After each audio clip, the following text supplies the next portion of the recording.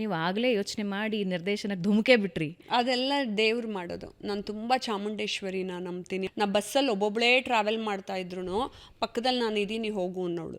ಅವಾಗಿಂದನೇ ನನ್ಗದೇನೋ ಅದು ದೇವಿ ಗೋಚರಿಸ್ತಾ ಇದ್ಲು. ಆಗಿಂದ ನನಗೇನು ಅಂತ ಹೇಳಿದ್ರೆ, ನೀನು ಡೈರೆಕ್ಷನ್ ಮಾಡೋದಕ್ಕೂ ನಾನು ಶುರು ಮಾಡ್ಲಾ ಬೇಡವಾ ಅಂತ ಅನೇಕ ನಿರ್ದೇಶಕರ ಹತ್ರ ಹೋಗಿನೂ ನೀವು ಮಾಡಿಕೊಡಿ ಅಂತ ಕೇಳಿದ್ದೆ.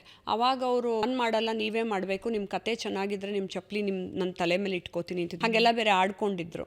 ಆವಾಗ ನಾನು I took it as a challenge, ನಾನೇ ಮಾಡಬೇಕು ಅಂತ. ಯಾಕಂದರೆ ಆ ಟೈಮಲ್ಲಿ HIV ಇನ್ಫೆಕ್ಟೆಡ್ ಮಕ್ಕಳ ಜೀವನ ಬಹಳ ಮುಖ್ಯ ಆಗಿತ್ತು ನನಗೆ. ಯಾಕೆಂದರೆ ನಾನು ಡ್ಯಾನ್ಸ್ ಹೇಳ್ಕೊಡ್ಬೇಕಾದ್ರೆ ಏನು ಮಾಡಿದ್ದೆ, ಪಾರ್ಲಲ್ಲಿ ಚಾರಿಟಬಲ್ ಆ್ಯಕ್ಟಿವಿಟೀಸು ಈ ಥರ ಅಂಗವೈಫಲ್ಯತೆ ಇರೋವಂಥ ಸ್ಪೆಷಲ್ ಕಿಡ್ಸ್ಗೆ ಮತ್ತು ಈ ರೀತಿ ವಿಜುವಲಿ ಇಂಪೇರ್ಡ್ ಮಕ್ಕಳಿಗೆ ಅವ್ರುಗಳಿಗೆಲ್ಲ ಈ ರೀತಿ ಡ್ಯಾನ್ಸ್ ಪ್ರೋಗ್ರಾಮ್ಸ್ಗಳನ್ನು ಡ್ಯಾನ್ಸನ್ನು ಹೇಳಿಕೊಟ್ಟು ಅವ್ರಿಗೆ ಸ್ಟೇಜ್ ಮೇಲೆ ಕರೆದು, ಅಂದರೆ ಬ್ರಿಡ್ಜ್ ಬಿಟ್ವೀನ್ ನಾರ್ಮಲ್ ಜನ ಮತ್ತು ಇಂಥ ಸ್ಪೆಷಲ್ ಮಕ್ಕಳುಗಳನ್ನು ಹೊಂದಾಣಿಕೆ ಮಾಡೋ ಅಂಥದ್ದು, ಮತ್ತು ಅವ್ರುಗಳನ್ನ ಅಮೇರಿಕಾಗೂ ಕರ್ಕೊಂಡು ಹೋಗಿ ಕಾರ್ಯಕ್ರಮಗಳನ್ನ ಮಾಡಿಸೋದು, ಅದೆಲ್ಲ ಮಾಡಿದ್ದೆ.